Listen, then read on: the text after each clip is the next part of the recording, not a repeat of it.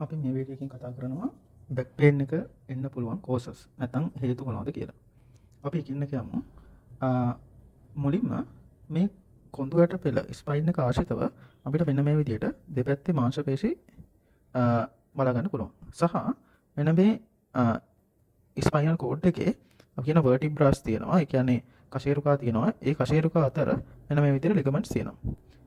මෙන්න මේ මසල්ස් වල හරි නැත්නම් මේ ලිගමන්ට්ස් වල හරි ස්ට්‍රේන් එකක් આવොත් එහෙම අපි කියනවා ඇදීමකට ලක් වෙලා අන්න ඒ වගේ අවස්ථාවකදී ඒක බැක් පේන් එකක් විදිහට එන්න පුළුවන්. මේක ගොඩක් වෙලාවට මේ ලොකු බරවල් නිසි ඉරියව්වකින් තොරව උස්සන කට්ටියට ඊට පස්සේ හරියට ෆිසිකල් කන්ඩිෂන් එක, ඒ කියන්නේ ගොඩක් සෙඩෙන්ටරි ලයිෆ් ස්ටයිල් එකක් ගත කරන කෙනෙක්ට වගේ එන්න පුළුවන් මෝස් කොමන්ම කෝස් එකක් වෙනවා. එතකොට මෙන්න මේ හේතුන් නිසා අපි කියනවා මෙන්න මේ මසල්ස් වල මසල් ස්පැසම් කියන දේ එන්න පුළුවන්. මේ මසල් ස්පැසම් ආවට පස්සේ ඒක බැක් පේන් එක විදිහට රිප්‍රසන්ට් වෙනවා. එතකොට ඔක එක රීසන් එක. තව අපිට බලා ගන්න පුළුවන් මෙන්න මේ වර්ටිබ්‍රාස් අතර කුෂන් එකක් විදිහට තියෙනවා ඉන්ටර්වර්ටිබල් ඩිස්ක් එක. මෙන්න මේ ඉන්ටර්වර්ටිබල් ඩිස්ක් එක. මෙන්න මේ ඉන්ටර්වර්ටිබල් ඩිස්ක් එක හිතන්න මේ තියෙන්නේ ඔයාගේ ඉස්සරහා, මේ තියෙන්නේ පිටිපස්ස. මෙන්න මේක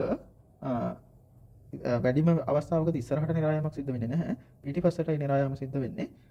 අපි කියනවා ඩිස්ක් එක පිටිපස්සට බල්ජ් වෙන්න පුළුවන්. නැත්නම් මේ ඩිස්ක් එක රප්චර් වෙන්න පුළුවන්. එක්ක බල්ජ් වුණාම හරි නැත්නම් රප්චර් වුණාම හරි ඒ වෙලාවෙදිත් මෙන්න මේ ඩිස්ක් එක ගෙහිල්ලා අපි දන්නවා මම මේ තියෙන සයිඩ් view එකනේ. මම බැක් view එක පෙන්නන්නම්. මෙන්න vertebrae තියෙනවා. අපි දන්නවා මේ තියෙන intervertebral disc එක මේ ස්පයින් එක මැදින් යනවා. ඒ ස්පයින් එකෙන් මේ විදිහට නවුස් දෙපැත්තට විදිලා යනවා. මෙන්න මේ ඩිස්ක් එක පිටිපස්සට නිරා යාම නිසා මෙන්න මේ නවුස් තද වෙනවා. මේ නර්ව් රූට්ස් තද වෙනවා. අන්න ඒ තද වෙනවාමත් බැක් පේන් එක එන්න පුළුවන්. එතකොට මේක ගොඩක් වෙලාවට ඩිස්ක් බල්ජ් එකක් තියෙනවද කියලා අඳුනගන්න X-ray, CT scan නැත්නම් MRI එකක් අවසාන වශයෙන් MRI එකක් වුණත් කරන්න පුළුවන්. එතකොට ඒකෙන් තමයි හරියටම අඳුනගන්නේ බල්ජ් වුණ ඩිස්ක් එකක් වඩ තියෙනවද කියලා. එතකොට ඒක තව රීසන් එකක් වෙනවා. ආතරයිටිස් තත්ත්වෙ වෙන්න පුළුවන්. ආතරයිටිස් තත්ත්වය කියලා කියන්නේ අපි දන්නවා එක vertebra එකක් තව vertebra එකක් එක්ක කනෙක්ට් වෙලා තියෙන්නේ. මෙන්න මේ විදිහට අර මේ අපි කියනවා joints වලින්. අපි කියනවා මේවට intervertebral මේ aprophyseal joints කියලා. මෙන්න මේ joints අතර අපි දන්නවා knee එකේ ඇති වෙන්න පුළුවන් එක තමයි ප්‍රසිද්ධම knee osteoarthritis කියන එක. knee එකේ විතරක් නෙවෙයි අඩු වැඩි වශයෙන් අපි බොඩි එකේ තියෙන ඕනම joint එකක osteoarthritis එන්න පුළුවන්. ඒතර අන්න ඒ වගේ spine එකෙත් osteoarthritis එන්න පුළුවන් මෙන්න මේව අතර මේ joints අතර. අන්න ඒක නිසා මෙන්න මේ vertebra මැදින් තමයි යන්නේ spinal cord එක. එතකොට මෙන්න මේ joint අතර osteoarthritis සත්‍ය ඇති වුණාට පස්සේ ඒකෙදි knee එකේ වගේම මේ knee එකේ වගේම අර bony prominences මේ අතුලට නිරා වෙන්න පුළුවන් මේ විදිහට. අන්න ඒ වෙද්දි මෙන්න එහෙම වුණාට පස්සේ මේ ස්පයිනල් කෝඩ් එකට යන්න තියෙන අර පාත්වේ එක ඔබ්ස්ට්‍රක්ට් වෙනවා. හිතන්න මෙන්න මෙහෙම තිබ්බ පාත්වේ එක ඇත්තටම රවුමක් වෙයි තියෙන්නේ. මේකේ ඩයමීටර් එක මේ අර bony prominences එන නිසා ඩයමීටර් එක අඩු වෙනවා. කරලා අර ස්පයිනල් කෝඩ් එක තැලීමකට ලක් කරනවා. ඒක අපි හඳුන්වනවා ස්පයිනල් ස්ටෙනෝසිස් කියලා. එතකොට මේ දෙකේම කම්බිනේෂන් එකක් විදිහට osteoarthritis stenosis කියන දෙකේම කම්බිනේෂන් එකක් විදිහට බැක් පේන් එක එන්න පුළුවන්. osteoporosis නිසා බැක් පේන් එක එන්න පුළුවන්. osteoporosis වලදී වෙන්නේ මේ අපේ බොඩි එකේ තියෙන bones වල especially මේ vertebrae වල ඒවල ස්ට්‍රොංග්නස් එක අඩු වෙනවා. ඒවා මේ ඉක්මනින් බිඳෙන සුළු තත්යකට පත් වෙනවා. මේක ආරයට එන්න පුළුවන්.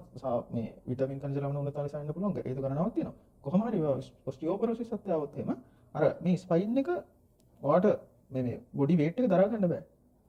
හරියට ඒ load එක ගන්න බෑ. එතකොට osteoporosis නිසා ඔයාට back pain එක එන්න පුළුවන්. මේ ankylosing spondylitis කියන එක ඊටාම කලාතුරකින් එන දෙයක් පිරිමි අතර බහුල දෙයක්. අපි කියනවා මේකට මේ inflammatory disease එකක් කියලා. මේ inflammatory disease එක මේක හොඳ කරන්න බෑ. මේක manage කරගන්න පුළුවන් වෙන්නේ ඒකෙදි වෙන්නේ මේ spinal cord එකේ මේ vertebrae එකිනෙක fuse වෙනවා. එකිනෙකට අර මේ අපි දන්න මැද තියෙන්නේ intervertebral disc එකක්. ඒ ඩිස්ක් එක හරහා මේ vertebrae කෙනෙක් fuse වෙනවා. fuse වෙලා අර එකම පටයක් වගේ තත්යකට ක්‍රමක්‍රමයෙන් හැදීගෙන යනවා. ඒක කියනවා බැම්බූ ස්පයින් කියලා. හිතන්න පිරිමි පුද්ගලයෙක් ඉන්නවා එයාට ankylosing spondylitis පටන් ගත්තා. එතකොට මෙයා හරියට මැනේජ්මන්ට් එක මෙයා මේ මැනේජ් කරගත්තේ නැත්නම් එහෙම මෙයාගේ ස්පයින් එක පොඩ මේ අර වක්‍රව වැඩි වෙලා වකුරු වේගන යනවා. හරි. මේ තියෙන්නේ අර එයාගේ ස්පයින් එකකින් අර ඉස්සරහට වකුරු වෙන ගතිය. එතකොට මේක අර හොඳ කරන්න බෑ ඉන්ෆ්ලමේටරි කන්ඩිෂන් එකක් නිසා. මේක මැනේජ් කරන්නයි පුළුවන් වෙන්නේ. දැන් මේව තමයි අපිට තියෙන හරිම හේතු විදිහට හඳුනා ගන්න පුළුවන් දේවල් බෑක් පේන් එකට. මේකට අමතරව අපි මේ රිස්ක් ෆැක්ටර්ස් අවදානම් සාධක මෙන්න මේ ටික මෙන්න මේ මම කියන ඒවා තිබුණොත් එහෙම මෙයාට රිස්ක් එකක් තියෙනවා බෑක් පේන් එකෙන්. එතකොට ඒ අවදානම් සාධක තියෙනවා නම් ඒවත් අඩු කරගන්න ඕන. බෑක් පේන් එකට හරියටම රූට් කෝස් එක හඳුනා ගන්න ඕන. මෙන්න මේවා. එතකොට අපිට දැන් මේ රිස්ක් ෆැක්ටර් එක තිබ්බට පස්සේ මේ අපිට කියන්න බෑ ඒක නිසාමයි බෑක් පේන් එක කියලා. යා රෝල් එකක් ප්ලේ කරනවා වෙන්න පුළුවන්. සාමාන්‍යයෙන් වයස සාමාන්‍යයෙන් 30 40 පෙන්නට පස්සේ වගේ බෑක් පේන් එක ගොඩක් කොමන් අර ෆිසිකල් ඇක්ටිවිටි එක අඩු වෙනවා. අර ඉස්සර වගේ දුවලා පැනලා මේ ඉන්න ගතිය ගොඩක් පුද්ගලයන්ගේ අඩු වෙනවා. අන්න ඒක රිස්ක් එක. එක්සර්සයිසස් අඩු බව. සාමාන්‍යයෙන් එක්සර්සයිසස් දැන් පොඩි ළමෙක් නම් සහ මේ තරුණ කෙනෙක් නම් ෆිසිකලි ඇක්ටිව් වෙනවා එන්ගේජ් වෙනවා මොකක් හරි දුවන්න හරි වෙනවා මොකක් හරි දෙයකට ඇවිදිනවා කරනවා ඒ ටික වෙනවා. දැන් සාමාන්‍යයෙන් එක්සර්සයිසස් අඩු වුණොත් එහෙම වෙන්නේ මොකද්ද? මේ ඇඟේ මාංශ පේශි මසල්ස් වීක් වෙන්න බලනවා. ස්පෙෂලි බලන්න මේ තියෙන ස්පයින් එක මම මේ පෙන්නන්නේ ෆ්‍රන්ට් වීව් එක ඉස්සරහා ඊට පස්සේ මේ තියෙන බෑක් වීව් එක. මේ ස්පයින් එකට ඉස්සරහින් තමයි මේ ඇබ්ඩෝමන් එක තියෙන්නේ. ඇබ්ඩෝමන් මසල්ස් තියෙන්නේ. පිටිපස්සෙන් තමයි බෑක් මසල්ස් තියෙන්නේ. මේ තියෙන බෑක් මසල්ස්. එතකොට මෙන්න මේ දෙකේ එකතුවට තමයි මේ ග්ලූට්ස් එහෙමත් ආවට පස්සේ මෙතන ග්ලූටියස් මැක්සිමස් තියෙනවා. කියන්නේ මේ ග්ලූටියල් මසල් එක. මේවල එකතුව තමයි අපි කියන්නේ කෝ එක කියලා. කෝ මසල්ස් කියලා. එතකොට කෙනෙක්ගේ එක්සර්සයිසස් හරියට වෙන්නේ නැත්නම් මෙහෙම යාගේ කෝ එක වීක් වෙනවා. කෝ එක වීක් වෙනවා කියලා කියන්නේ මේ වලින් තමයි ස්පයින් එක ඒ ලෝඩ් එක දරාගෙන ස්පයින් එකට එන. එහෙම නැති වුණාට පස්සේ දැන් මේවා වීක් වුණාට පස්සේ ඒක දරා ගන්න බැරි වෙලා අන්න ඒක බෑක් පේන් එකක් විදිහට ඩෙවලොප් වෙනවා. ඊට පස්සේ මේ ඔබීස් කට්ටියට ස්තුල කට්ටියකෙත් මේ බෑක් එකට ලොකු ලෝඩ් එකක් වැටෙනවා. එතකොට ස්තුලයි නම් ඒකත් අපි හඳුනා ගන්නවා මේ රිස්ක් ෆැක්ටර් එකක් කියලා. ස්පෙෂලි නිකම්ම අර ඉන ප්‍රමාණය නෙවෙයි අපි ඔක යන්නේ BMI එකත් එක්ක. BMI එක අපි දන්නවා ඔය 18.5 ඉඳන් 23 වගේ වෙනකන් හෙල්ති කියන්නේ. මෙතනින් අඩු කට්ටිය සහ මෙතනින් වැඩි කට්ටිය කියන දෙකේම ප්‍රශ්න එනවා. හැබැයි දැන් බෑක් පේන් එකට රිලේට් වෙන්නේ මෙන්න 23න් පොඩ වැඩි වෙන්න බෑක් පේන් එකට යාට රිස්ක් එකක් තියෙනවා. ගොඩක් අහලා බලනකොට ඔබීස් කට්ටියකින් ගොඩක් අර මේ ප්‍රිවලන්ස් එක වැඩි නෝමල් කට්ටියට වඩා. තව මේ ලොකු අවදානම් සාධකයක් තමයි හරියට මේ බර උස්සන්න හරියට ඉරියව්ව පාවිච්චි කරන්නේ නැති එක. අපි දන්නවා මේ බරක් උස්සද්දී ගොඩක් ඔය ගෑනු කට්ටිය මේ ගෙදර වල වැඩකට කරද්දී හරියට මේ හිතන එක භාණ්ඩයක් එක තැනකින් තව තැනකට ගන්නවා. ඒක හරියට ඒගොල්ලෝ ටෙක්නික් එක දන්නේ නැහැ. ඒක නිසා ගොඩක් හොඳ අමාරු හදා ගන්නවා. මේක කරන්න ඕනේ අපි මේ කොන්දට බර දෙන්න හොඳ නැහැ. මේ කකුල් වලට තමයි බර දෙන්න ඕනේ. හරි. එතකොට කොන්ද කෙලින් තියෙන්න ඕනේ. කකුල් දෙකේ දන හිසින් සහ ග්ලූටියල් මැක්සිමස් එක කියන්නේ මෙන්න මෙතන. මෙන්න මේ මාංශ පේශිය සහ මෙන්න මෙතන ඉතින් ඉස්සරහ තියෙන මාංශ පේශිය පාවිච්චි කරලා තමයි අපි අර භාණ්ඩයක් උස්සද්දී ඒ ලෝඩ් එක ගන්න ඕනේ. එහෙම නැතුව කොන්දට දුන්නොත් එහෙම කොන්ද එක ප්‍රශ්න වෙන බලනවා. එයාට ලෝඩ් එක වැඩි වෙනවා. ඒතකොට අනිවාර්යෙන් හරි ටෙක්නික් එක පාවිච්චි කරන්න ඕනේ. භාණ්ඩයක් එක තැනකින් ඉඳන් තව තැනකට නැත්තම් උස්සද්දී. අපි මේ හඳුනාගන්න තියෙන ගොඩක් මේ මෙඩිකල් ෆීල්ඩ් එකේදී ඔය සයිකොලොජිකල් ෆැක්ටර්ස් ඒ කියන්නේ අපි කියන්නේ ඔය ඇන්සයිටි ડિප්‍රෙෂන් වගේ තියෙන කට්ටියට ලොකු රිස්ක් එකක් තියෙනවා කියලා බෑක් පේන් එකක් එනවා. මොකද ඒක හඳුනාගෙන තියෙනවා මේ ડિප්‍රෙෂන් නැත්නම් ඇන්සයිටි මේක ලංකාව වගේ රටවල් වල සුලභයි. මොකද ඒකට අර ලැජ්ජා වෙනවා බිය වෙනවා මේක මේ ප්‍රතිකාර සඳහා යොමු වෙන්න. හැබැයි ඩෙවලොප් කන්ට්‍රීස් වල එහෙම නැහැ. ඒගොල්ලෝ සාමාන්‍ය කායික රෝගයක් වගේමයි කෙලින්ම මේක මැනේජ්මන්ට් එකට ගිහලා ඉක්මනට හොඳ කරගන්නවා. හැබැයි මේක අර සමාජයේ ඇති කරලා තියෙන ප්‍රෙෂර් එක නිසා එතනින් එහාට මැනේජ්මන්ට් එකට යොමු වෙන්නේ අඩුවක් තියෙනවා. මේකදී වෙන්නේ මේ ස්ට්‍රෙස් එක නිසා මේ මසල්ස් තියෙන ටෙන්ෂන් එකක. අපේ බොඩි එකේ තියෙන හැම මසල් එකම තියෙන ටෙන්ෂන් එක. ඒ ටෙන්ෂන් එක තියෙනවා කියලා කියන්නේ මෙන්න බලන්න මේ මම මෙතනින් පෙන්නන්න බෑක් ඇබ්ඩෝමන් මේ ඔක්කොම ටෙන්ෂන් එක තියෙනවා. එතකොට එයා හරියට ඇක්ට් කරන්නේ නැහැ. නෝමල් එයා මසල් එකක් ඇක්ට් කරනවා වගේ ඇක්ට් කරන්නේ නැහැ. වීක් හරියට ලෝඩ් එකක් ගන්න බෑ. අන්න එතනින් එන්න පුළුවන්. නිකම්ම මේ අපි කියනවා නෙවෙයි සයිකොලොජිකල් ෆැක්ටර්ස් නේ. අර සයන්ටිෆිකලි ප්‍රූව් කරලා තියෙනවා.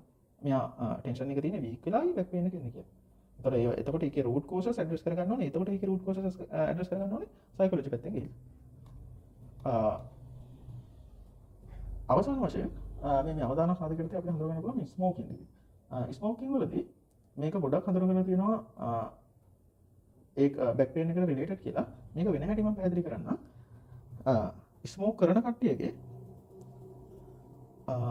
මෙන්න පෙනහල් දෙක තියෙනවා රිබ්ස් තියෙනවා. මේ ගිහලා පිටිපස්සේ ස්පයින් එකට සම්බන්ධ වෙනවා.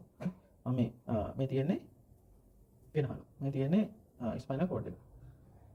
මේකේ ස්මෝකින් වලදී එයාලට ගොඩක් කොෆ් එක තියෙනවා. කොෆ් එක නිසා මේගොල්ලෝ කොෆ් කරද්දී මේ ස්පයින් එකේ මම අර කලින් කියපු දේ මෙන්න මේක මේ ඩිස්ක් හර්නියට් වෙන්න බලනවා.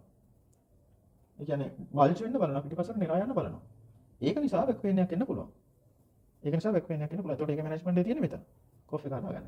එහෙම නැත්නම් අපි දන්නවා මේ නිකොටින් කියන ඒ සබ්ස්ටන්ස් එක ස්මෝක් එකේ තියෙන අන්න ඒකෙන් මෙන්න මේ වැඩේ කරනවා අපේ සෙල්ස් වලට තියෙන බ්ලඩ් ෆ්ලෝ එක සිග්නිෆිකන්ට්ලි අඩු කරනවා හැම සෙල් එකකටම බොඩි එකේ තියෙන. එතකොට ස්පයින් එකටත් අන්න බ්ලඩ් ෆ්ලෝ එක අඩු වෙනවා. ස්පයින් එකට එන බ්ලඩ් ෆ්ලෝ එක අඩු වෙනවා කියලා කියන්නේ එයාට මෙන්න මෙතෙන්ට ආපහු මම කොරිලේට් කරනවා ඔස්ටියෝපොරොසිස් තත්ත්වය ඇති වෙන්න පුළුවන්. ඔස්ටියෝපොරොසිස් තත්ත්වය ඇති වෙන්න පුළුවන්. එතකොට මම අර කිව්වේ ස්ට්‍රොංග්නස් එක අඩු වෙන එක. එතකොට ඔන්න ඔය කියන සාධක ටික අවදාන සාධක ටික මැනේජ් කරගෙන හොඳ එක්සර්සයිසස් කරලා මසල් වල ස්ට්‍රෙන්ත් එක ෆ්ලෙක්සිබිලිටි එක හදාගෙන හොඳ BMI එක ෆ්‍රෙෂ් කරලා ස්මෝකින් කරනවා නම් ඒක කන්ට්‍රෝල් කරගෙන හරි ඉරියව්ව පවත්වාගෙන හිටියොත් එහෙම ඔයාලට ඒ රිස්ක් ෆැක්ටර්ස් ටික අඩු කරගන්න පුළුවන්. හැබැයි ඔයාලට මේවට අදාළ කෝස් එකක් තිබුණොත් එහෙම මම අර මුලින්ම කතා කරපු අනිවාර්යෙන් මෙඩිකල් මැනේජ්මන්ට් එකට යන්න වෙනවා. Thank you.